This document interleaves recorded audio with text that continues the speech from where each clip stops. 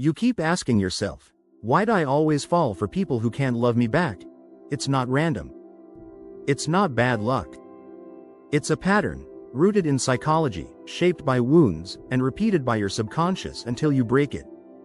And today, we're going to break it, together. Welcome to Unshakable You, where your pain becomes your power and your heartbreak becomes your transformation. If you're tired of one-sided relationships, tired of being almost chosen, tired of chasing emotional breadcrumbs while craving real connection, this video will change the way you see yourself, forever. We're diving into the exact reason why emotionally unavailable people feel so magnetic, why you keep ignoring red flags you swore you'd never overlook again, and most importantly, how to shift your energy to start attracting people who actually show up. Because here's the truth, it's not just about who you're attracting. It's also about what you're accepting. Let's paint a picture. You meet someone. The connection is electric. The way they look at you, it's like you're the only person in the room. They're charming. They're deep. They tell you things like, "I don't usually open up to people like this," and for a while, you believe them. But then, something shifts. They start pulling back. Texts get shorter. Phone calls become less frequent. You feel them emotionally slipping away, but you can't explain why. So what do? You chase harder. You overthink. You adjust. You dim your needs. You try to be easier, less emotional, less expressive, less you. And deep down, you know this person isn't fully available, but your heart won't let go. Because now, it's personal. You feel like proving your worth to someone who can't see it will finally prove it to yourself. But here's the painful truth. You are trying to earn something that should be freely given. And every time you try harder to make them stay, you abandon yourself a little more. Sound familiar? Good. Because awareness is the first step to freedom. Let's talk about why your brain keeps pulling you toward people who can't emotionally meet you. This isn't just about poor choices, it's about subconscious programming. Attachment theory helps explain the magnetic pull toward emotionally unavailable partners. If you grew up with inconsistent emotional nurturing, love that was given and taken away unpredictably, your nervous system got wired to equate inconsistency with love. So when someone is hot and cold, when they love bomb and then disappear, it actually feels familiar, even safe. This isn't conscious. But your body recognizes the emotional chaos and says, this feels like home. In a twisted way, it's your brain's attempt to recreate the original wound in hopes of finally healing it. It's why you stay. It's why you rationalize their behavior. It's why silence feels unbearable, but emotional crumbs feel like a feast. This dynamic triggers dopamine spikes, the same chemical released with gambling and addictive behaviors. They text you after days of nothing? Dopamine hit. They breadcrumb you with just enough affection to stay hopeful? Dopamine hit. That roller coaster is addictive, but it's not love. Love doesn't confuse. Love doesn't require decoding. Love feels safe. Here's a hard truth. Emotionally unavailable people don't just walk into your life. They're magnetized by something unhealed in you. If you're used to proving your worth to be loved, you'll subconsciously chase people who make you feel like you have to earn their affection. This is called trauma reenactment. Your mind and heart are trying to rewrite an old narrative with a new character. You weren't chosen by a parent? You try to win over a distant partner. You were emotionally neglected? You cling to someone who only shows up halfway. But here's the truth that will set you free. The love you're trying to earn from them is the love you needed to give yourself a long time ago. Once you realize this, something shifts.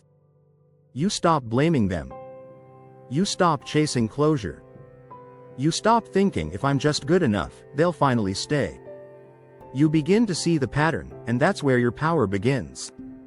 The wound isn't your fault. But the healing is your responsibility. Now let's break the cycle with real, actionable strategies to stop attracting emotionally unavailable people, and start drawing in partners who can truly meet you. Step 1. Regulate your nervous system. You can't break an addictive cycle while your nervous system is in a constant state of fight, flight, or freeze. When they pull away, and your heart starts racing, pause. Breathe.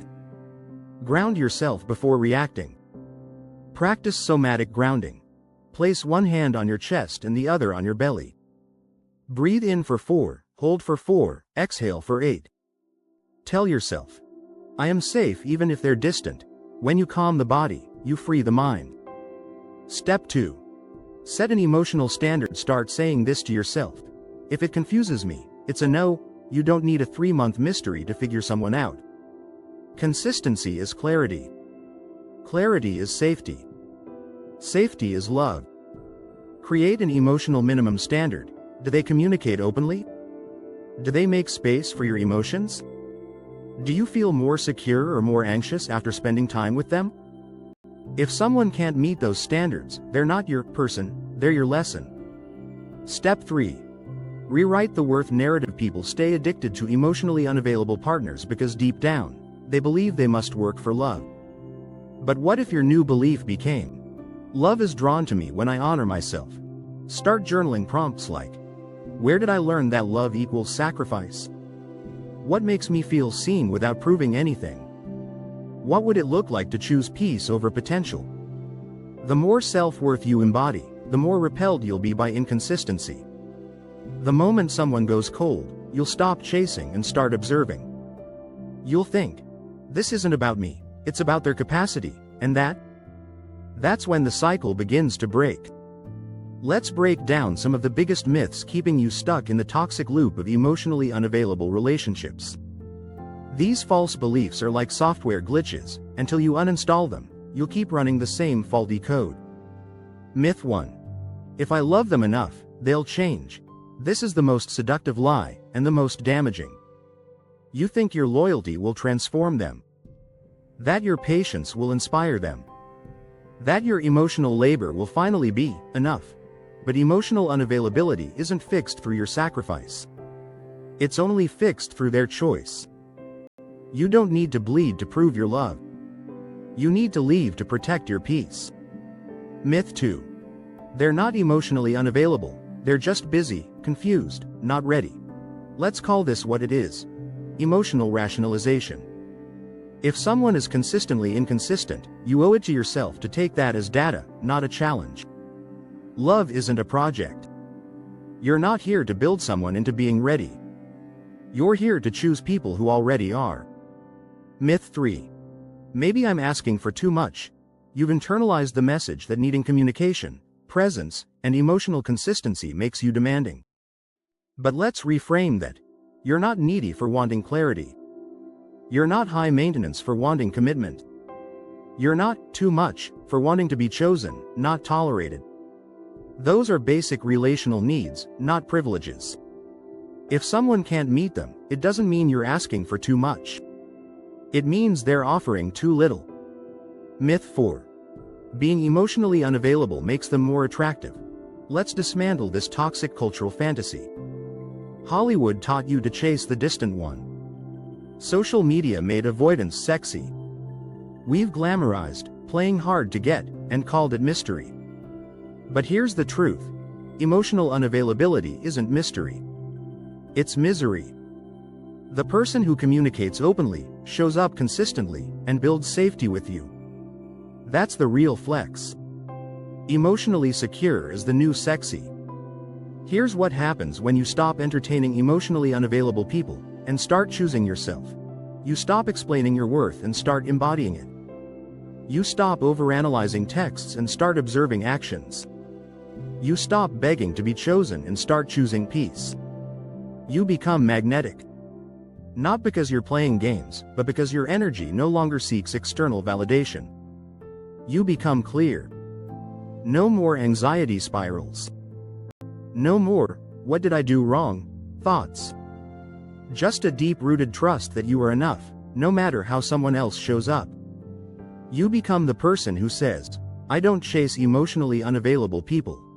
I attract emotionally safe partnerships, because now, you don't just want love, you've become ready to receive it. You've rebuilt your nervous system.